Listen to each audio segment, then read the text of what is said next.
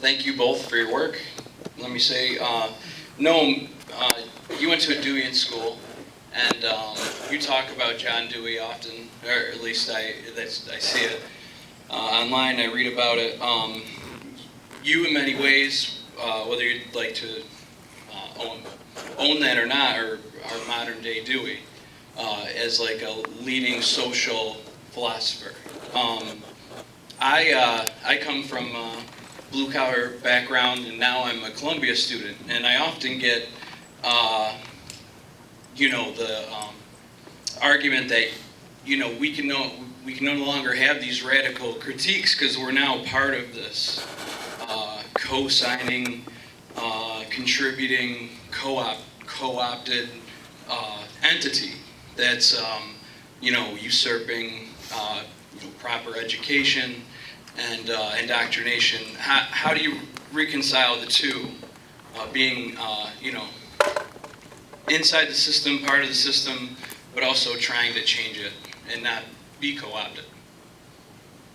It's always been first of all, my own impression over 75 years of activism is that the level of energy and dedication and commitment, especially on part of young people today, is as high as anything I can remember, outside of maybe a few very brief peaks, like maybe 1968, 69.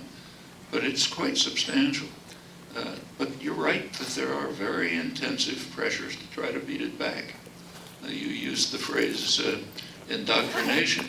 That's actually the phrase that's used at the liberal end of the spectrum by those who were deeply concerned about the activism, independence, courage, great contributions of young people of the 60s who really civilized the society.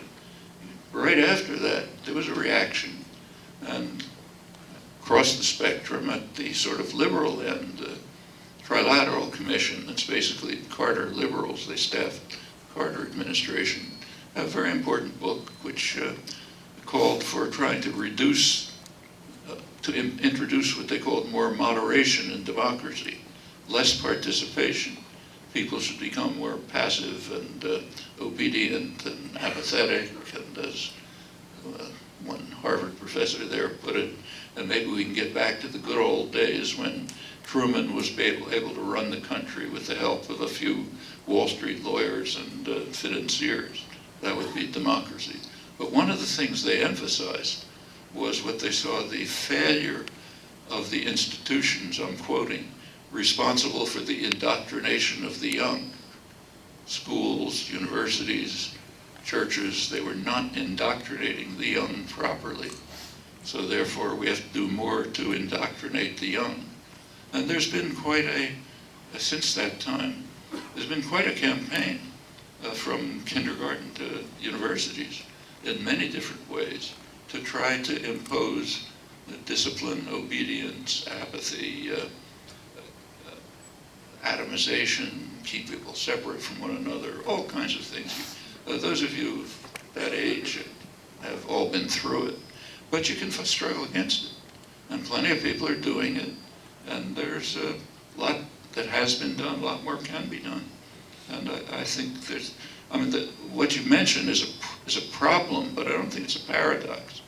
You can we do live within the society. We can't pretend we live somewhere else. You can live within the institutions and work hard to change them. Okay, we have time for one more question. A woman would be great. Yes, right there and back. Beautiful. Can someone bring a mic to the woman right there in the middle? Thank you.